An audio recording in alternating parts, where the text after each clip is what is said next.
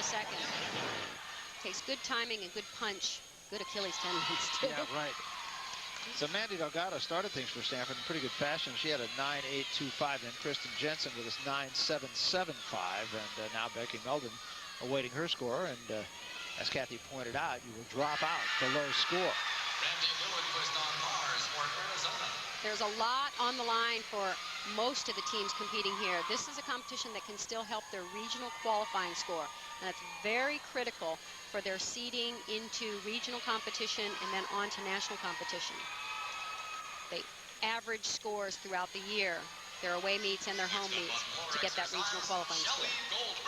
Arizona's first discipline in this rotation on bars, and we're going to see Randy Lilliquist on the bars. This is their top all-arounder. Very clean gymnast. Nice long body swing. Judges are looking for combinations of difficult elements. The pirouetting moves right into release moves. And of course, the all-important handstand. Every skill that goes through or to a handstand must hit vertical and stay in vertical when they pirouette. And a nice job, a little past vertical on that last skill, but beautiful form throughout the routine. Teammates liked it. Randy Lilliquist on that, 9.875, the score for Randy Lilliquist, and that is the highest score for Arizona in that particular discipline. I'm off from Randy. With that, we'll jump away. We're coming back. The Pac-10 Women's Gymnastics Championship here at Maples Pavilion right after this. We welcome you back to Maples Pavilion. We are in the first rotation. These are the Pac-10 Women's Championships. We're going to go over to the beam right now in that first rotation. Arizona State starting on beam. This is the fifth competitor on beam, Rhonda Robinette of ASU. At a 10 on this event.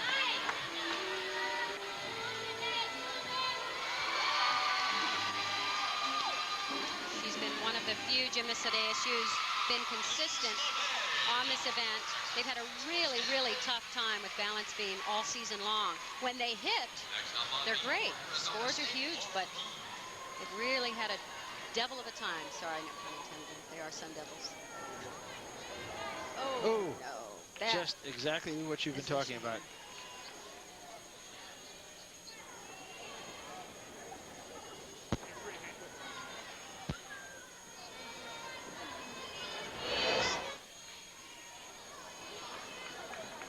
She's very, very cautious. You can tell it's not taking things fully, and it's a funny event. You have to be very aggressive and go after all the skills. Cannot get tentative on this event. And yet you're on 4 inches. That's it. 4 feet off the ground. And if you have any nerves, it's very difficult at times to learn to compete with them. So a tough routine for Rhonda Robinette. Going to the floor exercise now, and this is the final competitor for Stanford in floor X in this first rotation, Lindsay Wing.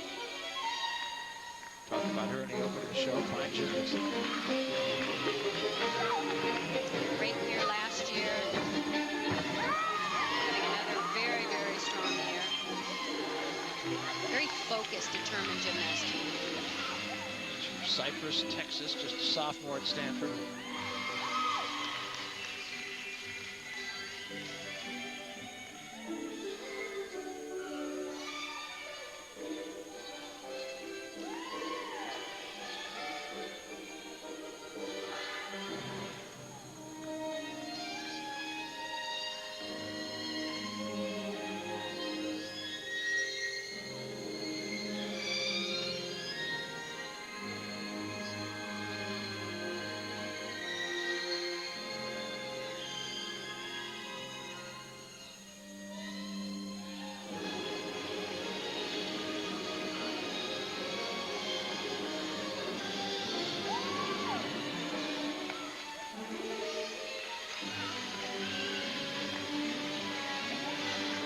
Very, very clean performance.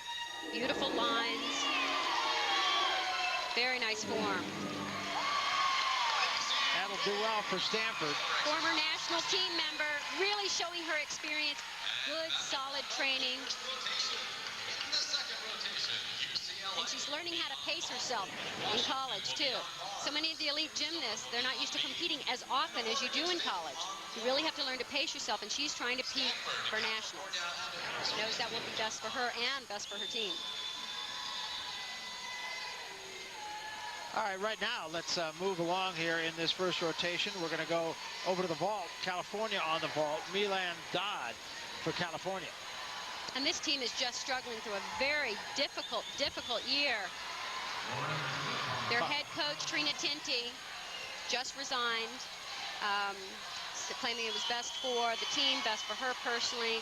It's a very controversial year for everyone. It's hard to know exactly what is going on in the program, but it's a difficult time for this team. Yeah, it was a very tough year for California. They finished 5-9, won only one meet in conference play. They were 1-5, so a tough year for the Bears, but trying to do something about it here today. Not a great score for Milan Dodd, incidentally, 8.75. We'll come back. We welcome you back to Maples Pavilion. We're here at Stanford. This is the 2002 Pac-10 Women's Gymnastics Championships. We have completed the first rotation. You're looking for the perfect way to spend your evenings? Introducing the Best Damn Sports Show, period, with host Chris Rose, Tom Arnold, and a bunch of ex-jocks. The only show that gives you sports comedy, commentary, sports scores, and highlights. And scores, too, for that matter. So kick back, relax, and enjoy the Best Damn Sports Show, period. Now available weeknights at the new times of 8 and 11 only on Fox Sports Net.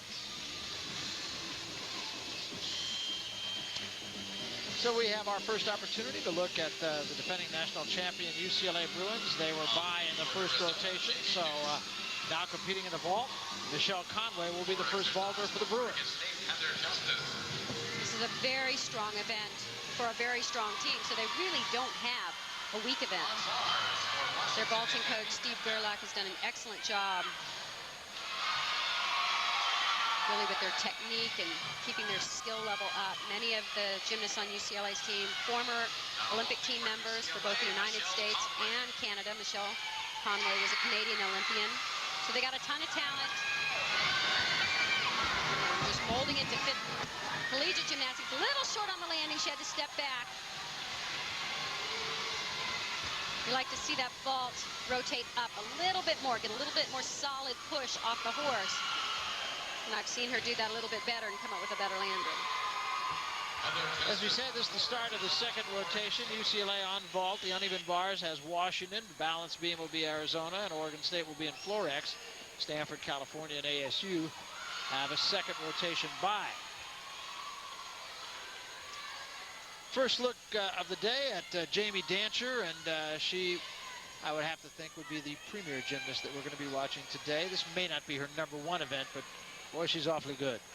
She's very, very good in the all-around. She's a dynamic gymnast, very strong, very powerful, incredibly talented, just really uncanny in that way. Got a lot of air awareness, air sense, in terms of her flipping and twisting like a cat. Knows right where she is, can almost always come up with a good landing.